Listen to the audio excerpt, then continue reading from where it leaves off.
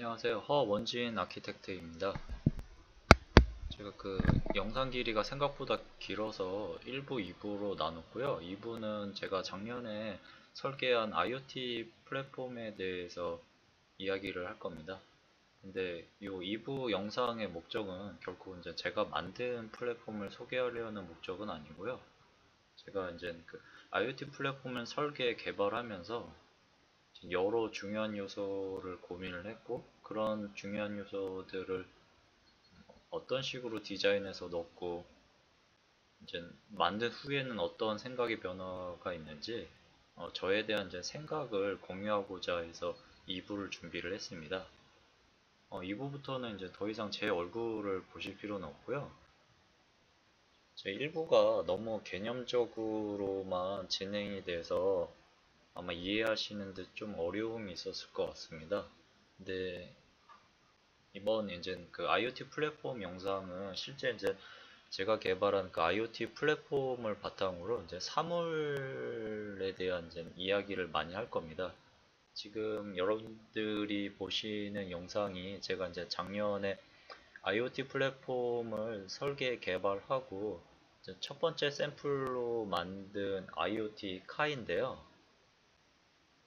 지금 요, 요 IoT 이 RC카는 여러분들이 이제 시중에서 구매할 수 있는 원격 조정 자동차입니다.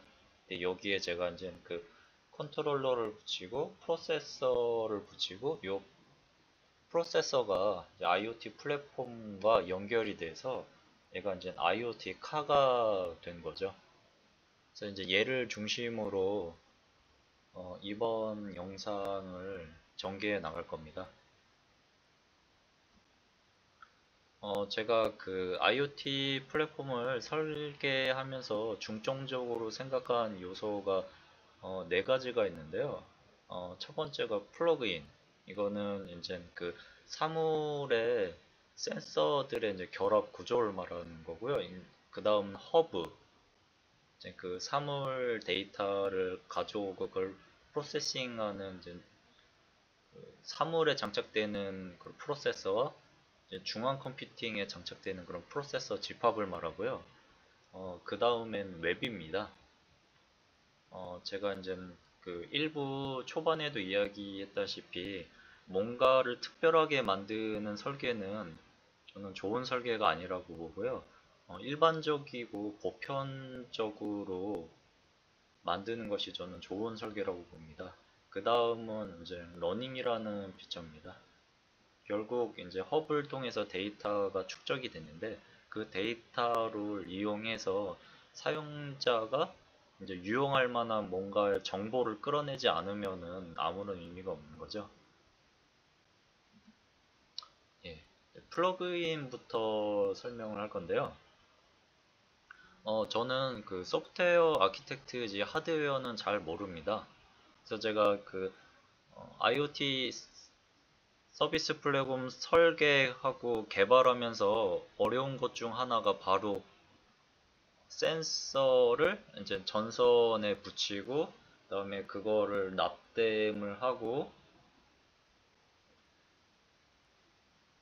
뭐 예를 들어서 이런 거죠. 예. 이게 이제 초음파 센서인데요. 그 앞쪽에 뭐가 있다 없다를 알려주는 건데 이게 이제 하드웨어 하시는 분들한테는 참 뭐 아주 유용하게 다루실 텐데요. 저 같은 평범한 사람들한테는 이것도 꽤 어려웠었습니다. 이제 이런 센서를 하나 쓰려면은 요거를 사야죠. 근데 사는 것도 되게 힘들더라고요. 도대체 이게 어떤 속성을 중점적으로 봐서 이런 센서를 선택하고 그 다음에 이 센서를 이용을 하려면은 어떻게 해야 되는지 그래서 이제 인터넷에 찾아봤더니 항상 이제 센서에 대한 스펙하고 센서의 그런 특성을 정리한 데이터 시트 요 두 가지를 고민해서 해야지만 요 센서로부터 특정 값을 얻어올 수 있었습니다. 근데 저는 그 과정이 너무나 고통이었습니다. 저는 그냥 이 센서로 네트워킹 연결해서 그 이제 수집된 데이터로 이제 멋진 거를 만들고 싶었는데 계속 이제 납땜을 하고 뭔가 데이터 시트를 해석하고 그런 어려운 일들을 해야 되는 거죠.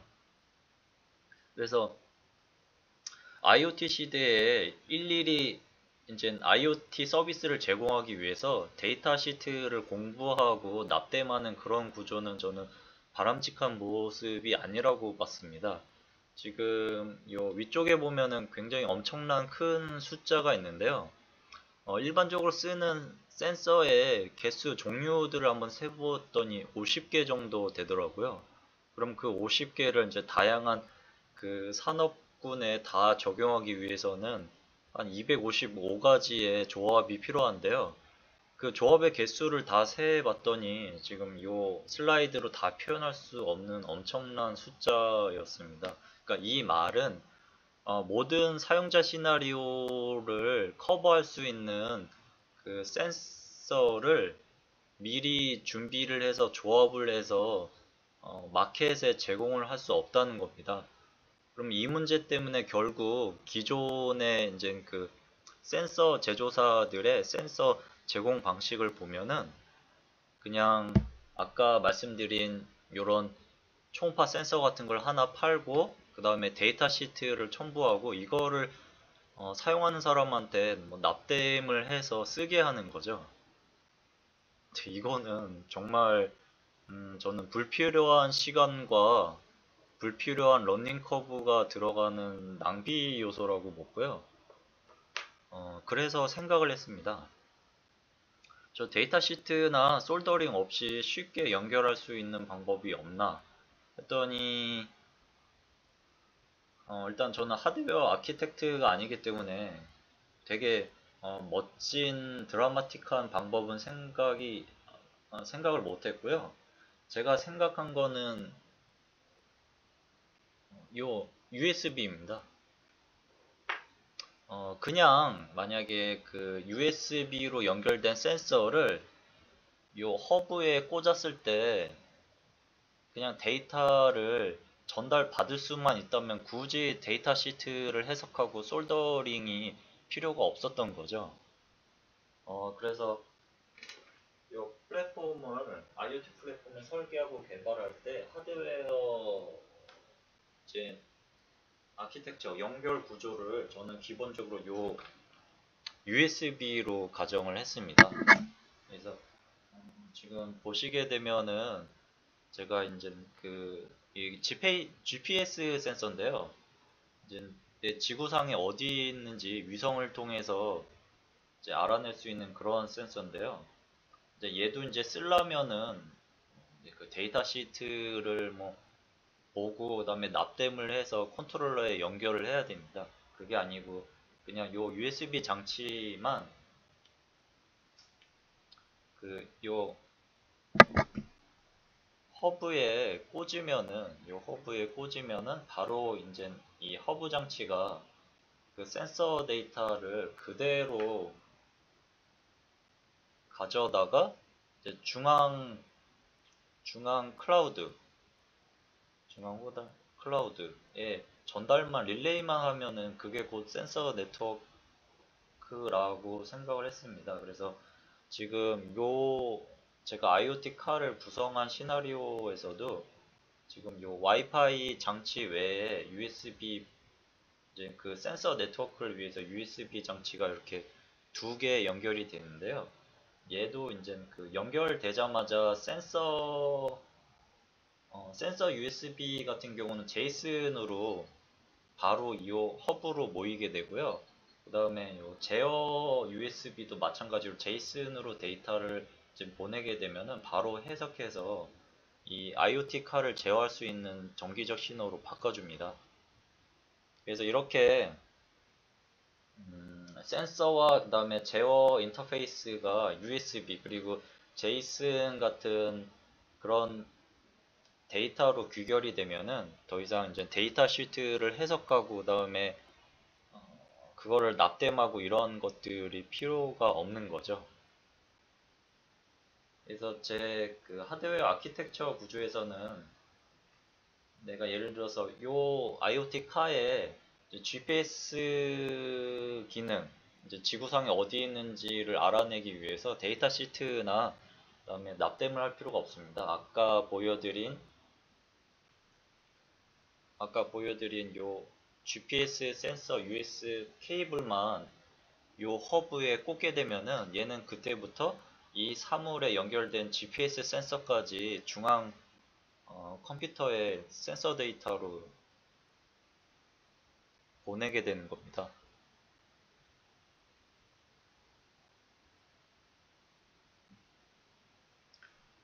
그 다음은 이제 저는 이제 주요 설계 디자인 컨셉 중에 허브를 하나로 봤고요. 현대 대부분의 IoT 플랫폼이 이제 이런 사물에 가까운 허브와 그다음에 중앙 컴퓨팅으로 연산되는 허브와 아키텍처적으로 달리합니다.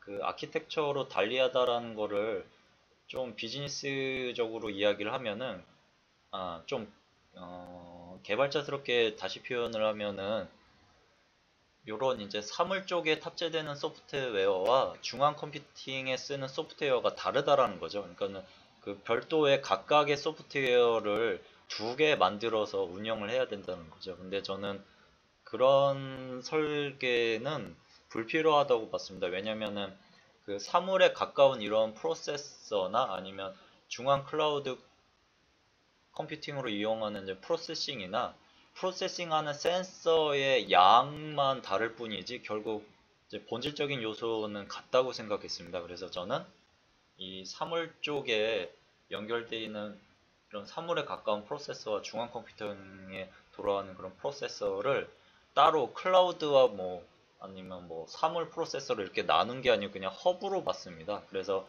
요 사물에 밀접하게 관련돼서 이제 사물에 아예 탑재되는 프로세서는 그냥 허브, 그다음에 우리가 중앙 컴퓨팅에 사용되는 그런 이제 클라우드에 사용되는 그런 프로세서들은 그냥 비커브라고 본 거죠. 그래서 이런 아키텍처가 적용이 되면은 그냥 사용자들은 자기가 필요한 이런 그 센서 USB 케이블 장치를 요 그 허브에 꽂고 그러면은 이 데이터는 이 허브에도 전달이 되고 이 허브와 연결된 또 다른 상위 빅 허브까지 센서 네트워킹이 이루어지게 됩니다. 그러면은 사용자들은 편리하게 센서나 제어를 확장할 수 있게 되고 그다음에 소프트웨어도 한 종류의 형태만 만들게 되면 제가 앞서 설명한 그 A, B, C 타입의 모든 그 사물들의 제어 구조에서도 하나의 소프트웨어로 제어가 가능한 겁니다. 그 다음에는 요 웹 구조입니다. 전 IoT에 대해서 이제 웹이 굉장히 중요하다고 생각했는데요. 제가 이제 그 10년 전에 로봇 회사에서 로봇과 웹을 연결한 목적도 바로 이겁니다. 우리가 이제 풍부한 서비스 개발을 하려면은 되게 일반적인 개념으로 제공을 해야지 특별한 개념으로 제공을 하면은 그 서비스 개발하기가 어렵습니다. 그러면 이제 쉽게 일반화할 수 있는 이제 인터페이스를 제공을 해야 되는데 그 구조가 지금은 웹이라는 거죠. 지금 요 제가 만든 사물인 요 인터넷 카도 만약에 웹의 요소로 연결이 안 됐다면은 뭔가 특별한 요소를 배우고 이 사물에 대한 것도 신경 써야 되고 이 컨트롤러에 대한 것도 신경 써야 되고 그다음에 요 프로세서에 대한 것도 신경 써야 되고 또 중앙 컴퓨팅의 요소 각각도 신경 써야 되는 굉장히 불필요하게 신경 써야 될 게 많습니다. 근데 그냥 사물은 웹이다라고 가정해 버리면은 너무나 행복하게 되는 겁니다. 어, 지금 제가 이제 지금 제가 웹브라우저 화면을 하나 지금 화면에 띄웠는데요. 저게 뭐냐면은 요 IoT 카가 이제 요 사물에 탑재된 허브에 의해서 중앙 빅 허브에 연결하게 되면은 얘는 그 웹 리소스가 됩니다. 그러니까 우리가 그 웹 리소스라는 거는 대표적으로 뭐 이미지, 영상, 그다음에 HTML 파일 이런 것들이 있는데요. 얘네들은 그 웹에서 고유한 리소스가 됩니다. 그러니까 고유한 주소가 있다라는 거죠. 그래서 요 이제 IoT 카도 실제적으로 이제 부피와 질량을 가지는 물체이지만은 얘를 신경 쓰면서 서비스를 개발하면 너무나 복잡하기 때문에 얘가 아닌 요 웹의 요소로 치환을 해버린 겁니다.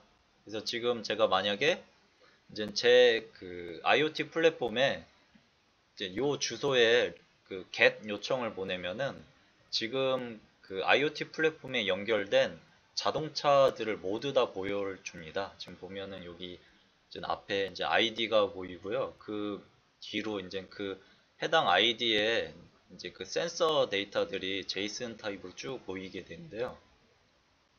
이제 이 요청은 제가 모든 자동차의 상태를 보여다오라고 요청했기 때문에 이렇게 보여주는 거고, 요 주소를 이용해서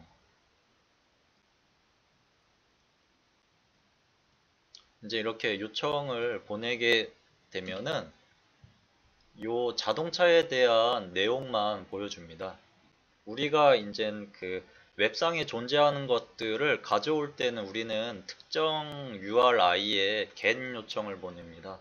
이제 제가 만든 그 IoT 플랫폼도 이제 여기 보시는 이제 부피와 질량을 가진 요 사물이 이 웹으로 치환이 돼 버리는 거죠. 그래서 이 웹에 결국 get을 요청한다는 것을 얘에 대한 정보를 가져오고 싶다라는 위사로 해석을 하는 겁니다. 그래서 이제 얘에 대해서 지금 센서 정보가 필요하다면은 이제 이 복잡한 연결 구조, 제어 구조를 생각할 필요가 아니고 요 주소, 고유의 주소만 알게 되면은 누구나 이제 그 웹을 통해서 이 보시는 이 사물의 상태를 알 수가 있는 겁니다. 반대로 우리가 이제 RESTful로 생각을 하면은 특정 URI에 이제 put 명령을 주면은 그 리소스의 상태를 바꿀 수가 있는데요. 지금 요 사물에 대해서 이제 또 제이슨으로 이제 put으로 만약에 리퀘스트를 보내게 되면은 얘 상태가 바뀝니다. 얘 상태가 바뀐다라는 건 결국 원격 제어가 가능한다라는 거죠. 그래서 이제 그 서비스를 만드는 사람은 이제 물리적인 그런 연결 구조, 질량 부피가 아니고 그냥 외부로 생각하는 겁니다. 이제 실제적으로 제가 그 RESTful API를 이용해서 만든 이제 그 요 IoT카 제어 대시보드인데요.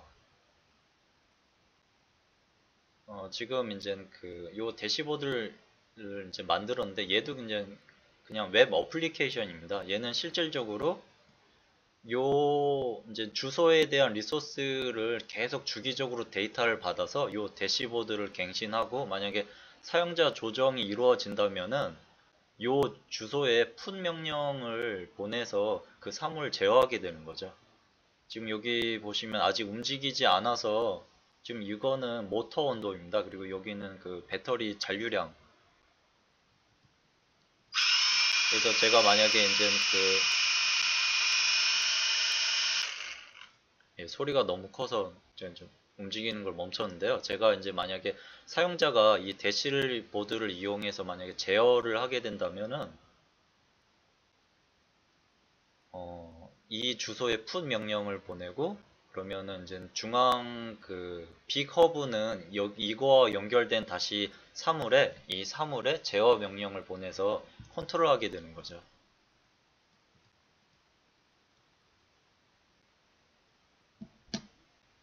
제가 그 제어 쪽 하나 제어 쪽에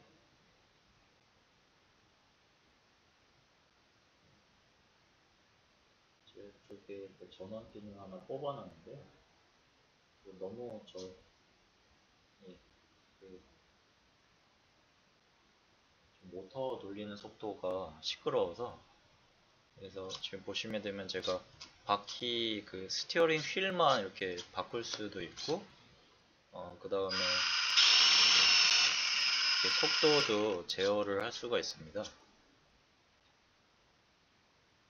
근데 이게 가능한 거는 저같이 이 플랫폼을 설계한 사람들이 아니고, 웹을 아시는 모든 분들은 누구나 이 네트워크상에 연결되는 한 대 이상의 사물에 대해서 원격으로 상태를 볼 수가 있고요. 이렇게 대시보드 형태나 대시보드 형태로 상태를 볼 수 있고, 이제 제어도 가능합니다.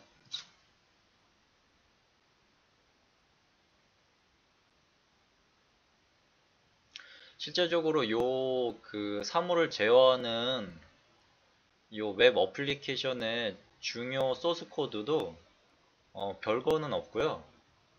결국 이제 저 사물의 URL이 필요하고, 그 사물로부터 받은 데이터를 제이슨으로 해석을 해서 대시보드에 보내주고, 그 다음에 얘를 제어하고 싶으면 다시 요 주소에 이제 제이슨 데이터만 보내면은 실제적으로 이제 실제 피지컬 세상, 지금 우리가 접할 수 있는 세상에 실제 사물이 제어가 되는 겁니다. 그래서 이제 웹의 개념은 저는 굉장히 중요하다고 보고, 이제 엔젤리아 피지컬 플랫폼을 설계하고 개발할 때 되게 중점 사항으로 뒀는데요. 근데 얘가 이제 제가 중요하다고는 생각했는데 이게 기본이더라고요. 그래서 여러분들이 만약에 IoT 플랫폼을 이제 만약에 선택하시고 설계하고 개발하시게 되면은 이제 반드시 저 IoT에 연결되는 사물과 이 웹과 연결하는 이런 인터페이스를 제공을 해야 됩니다. 저는 구체적으로 두 개의 인터페이스로 나눠서 이제 제공을 하고 있는데요. 하나는 RESTful, 하나는 웹 소켓입니다. 지금 보시는 이 자동차는 시속 130km까지 가속이 되는데요. 그러면은 되게 제어를 정밀하게 해야 됩니다. 그러면 이제 RESTful 같은 경우는 이제 HTTP 패킷이 너무나 무겁기 때문에 정밀 제어를 위해서 이제 계속 수많은 패킷을 이제 요 IoT카 같은 경우는 초당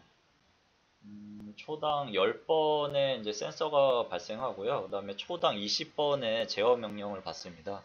근데 만약에 레스트풀로 하게 되면은 패킷의 크기가 무겁기 때문에 전체적으로 이제 네트워크에 부하를 주고 이런 실시간 제어 능력도 굉장히 떨어집니다. 그래서 저는 꼭 실시간성이 필요 없는 그런 시나리오에 대해서는 이제 RESTful 인터페이스를 제공하고 있고요.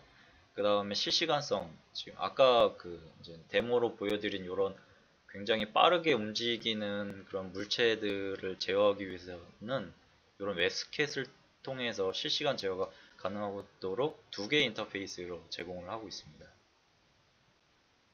그 다음에 러닝인데요. 방금 전에도 설명했다시피 저는 이제 IoT 플랫폼을 설계 개발이 이제 끝나기 전까지는 아까 웹에 엄청나게 이제 집중을 하고 어떻게 더 좋은, 더 효과적인 설계 개발을 할 건지 온 신경이 다 써 있는데요. 만들고 보니까는 웹의 요소는 그냥 되게 펀더멘탈한 거. 그러니까 예를 들어서 우리가 냉장고 이제 플러그 콘센트에 꽂으면은 당연히 냉장고 돌아가야지 하는 그런 너무나 평범한 기능이지 그게 핵심이 아니더라고요. 그래서 실제 이제 정말 가치가 나오는 부분은 요 러닝 부분입니다. 제 이제 보여드린 요 IoT 카가 어, 시간당 쌓는 데이터 용량이 한 5메가 정도 되는데요. 그러면은 이제 하루는 한 100메가 정도 됩니다. 계속 이제 데이터가 쌓여만 가는 거죠. 근데 저는 이제 거기에 대한 아이디어는 별로 없었고, 이제 웹까지 완벽하게 리소스가 연결되고 제어가 잘 되고 센서 네트워킹이 잘 되는 그 부분만 신경을 썼습니다. 근데 그 데이터는 계속 쌓이고만 있고 저는 아무런 아이디어가 없었죠. 그런데 제가 이제 위도는 굳이 하지 않았는데 제가 뭔가 하나 특별한 걸 했습니다. 뭔가 특별한 걸 한 게 뭐냐면은 이제 이제 IoT 카를 운영하다 보면은 뭐 휘어지고 부러지고 마모돼서 수많은 제품들을 부품들을 다 교환을 해야 됩니다. 지금 요 IoT 카는 한 500개의 부품으로 이루어졌는데요. 정말 수많은 부품으로 이루어져 있죠. 그래서 걔네들을 그 바꿀 때마다 이제 이런 이제 부품들을 하나씩 교체를 했는데요. 제가 그러니까 언제 뭐 몇 월 며칠 몇 시에 그 타임 스탬프와 바꾼 그런 이런 부품들을 다 기록을 했습니다. 뭐 이런 걸 바꿀 때도 있고 그러면 저는 예를 들어서 이 부품이 만약에 망가졌다 그러면 저는 이제 이거 부품을 이제 교환한 날짜와 부품 사진 뭐 이걸 교환했다 그러면 이거 사진 찍고 이걸 교환할 시간 이런 것들을 데이터를 쌓은 거죠. 그러니까 여기 보시면은 요 센서 데이터 부분은 요 IoT 카가 네트워크와 연결이 되면 자동으로 쌓이는 부분이고요. 요 이벤트 제가 수리한 이력은 제가 이제 사람이 넣어준 거죠. 이제 얘를 쌓고 쌓고 봤는데 어느 날 그런 생각이 들었습니다. 요 데이터를 이용하면은 뭔가를 알 수 있겠다. 되게 일반적인 명제로 생각을 했습니다. 현재는 과거로부터 기인을 한다. 그래서 얘 센서 데이터는 어차피 쌓이니까는 만약에 제가 이 시점에 이 부품을 교체했다면은 이 부품을 교체한 그 이유가 되는 데이터는 이전에 있을 것이다 라는 명제를 세웠죠. 그래서 이제 머신 러닝 그 알고리즘 저는 이제 구체적으로 슈퍼바이즈드하고 언슈퍼바이저드 러닝 두 개 다 사용을 했고요. 그래서 그렇게 데이터를 쌓고 쌓은 이후에 어, 제가 만든 이 IoT 카는 이제 고장난 부위를 알 수 있게 됐습니다. 보시면은 이것도 제가 어느 날 찍은 그 사진이고요. 어느 날 찍은 사진이고 센서 데이터를 기반으로 분석을 해서 요 엑셀 장치가 손상된 거를 이 IoT 카가 스스로 알아낸 거죠. 센서 데이터를 기반으로. 그래서 저 엑셀이 뭐냐면은 여기 이제 요 벨트하고 요 샤프트 축을 통해서 이제 그 회전한 운동 에너지가 바퀴까지 전달하게 해주는 그런 부품입니다. 이제 여기 보셨다시피 제가 이렇게 흰 테이프로 감아 놓은 거를 잘 안 보이는구나. 네. 네, 여기 보이시죠? 제가 흰 테이프로 감아 놨는데 저게 손상된 부품입니다.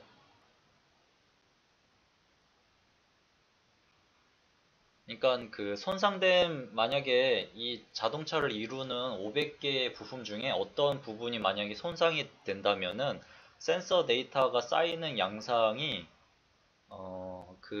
제가 이제 수리하던 시점에 어떠한 양상하고 일치할 가능성이 있습니다. 그래서 그 패턴의 근접도를 기반을 해서 역으로 분석을 하면은 제가 그 하나하나 부품의 이상 유무를 체크하지 않아도 그 센서 데이터만 분석을 하더라도 뭐 이런 부품들이 고장난지 그 센서 데이터를 통해서 알 수가 있습니다. 그래서 지금 저도 이제 그 뭐 웹부분 굉장히 중요하고요. 웹부분 굉장히 중요하지만은 그 웹은 너무나 당연하더라고요. 그래서 지금은 그 웹이 아니고 웹이 어느 정도 완성된 이유도 있고요. 지금은 러닝 쪽에 좀 중점적으로 리서치하고 있습니다.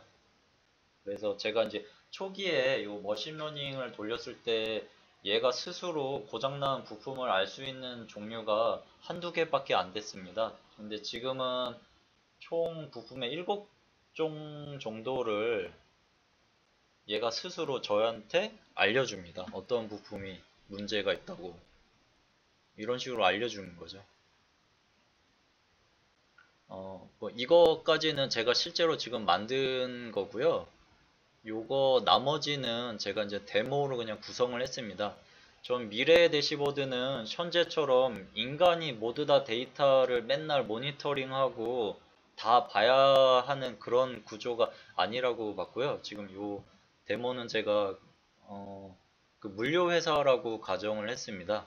그럼 제가 이제 물류회사 그 서비스 대시보드에 접속을 하면은 지금처럼 뭐 어느 선박이 어디에 있고 뭐 어느 차량이 어디에 있고 모니터링 할 수 있는 환경이 아니고 그 사람이 볼 만한 정보만 따로 뽑아서 보내주는 거죠. 그래서 예를 들어서 만약에 이제 제가 그 물류회사의 정비 담당자라고 한다면은 뭐 1번 차에 이 부품이 이제 손상이 됐다. 아예 이제 그 IoT 시스템이 그 정비사한테 일감까지 할당을 해주는 거죠. 그런데 그 물류회사의 이제 관리자 입장에서는 그 고장 났다라는 그 사실 자체가 관심 있는 게 아니고 그 고장 나서 어떻게 비즈니스에 영향을 주는지 그게 궁금합니다. 그러면 그 사람한테는 이 고장 났다라는 팩트를 기반해서 이제 좀 지능적인 서비스가 그 고장난 차로 인해서 발생하는 사이드 이펙트를 최소화하기 위해서 이제 배차 스케줄을 조정하고 조정 이후에도 영향이 있다면은 관리자한테 뭐 0.5% 감소했다라고 이러한 이제 인포메이션을 제공을 하는 거죠.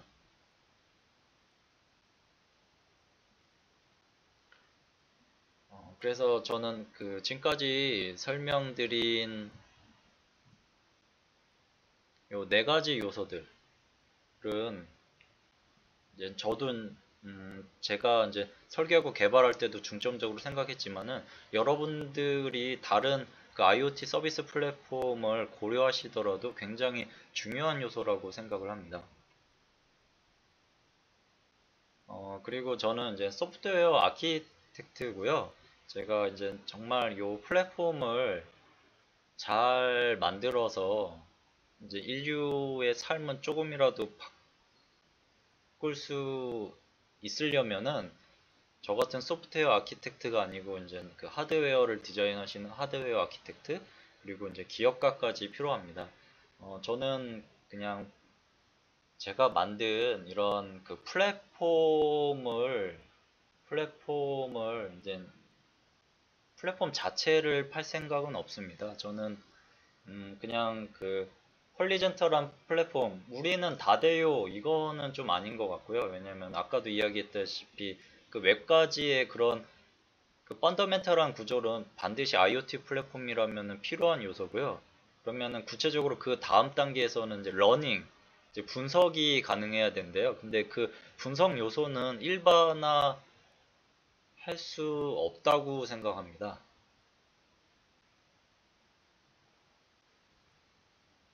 제가 이렇게 나름 단언하는 게 물론 이제 그 언슈퍼바이저드 러닝도 있는데 그런 거 같은 경우는 굉장히 많은 이제 컴퓨팅 자원과 스토리지를 사용하는데요.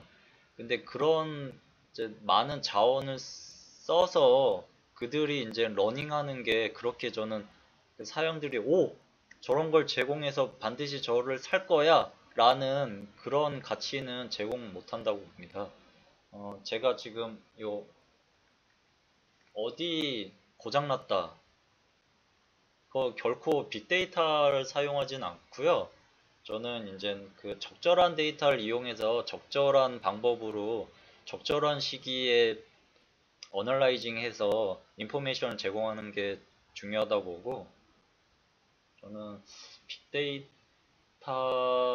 지향하는 거는 일단 지구한테도 좀 파괴적이라고 봅니다.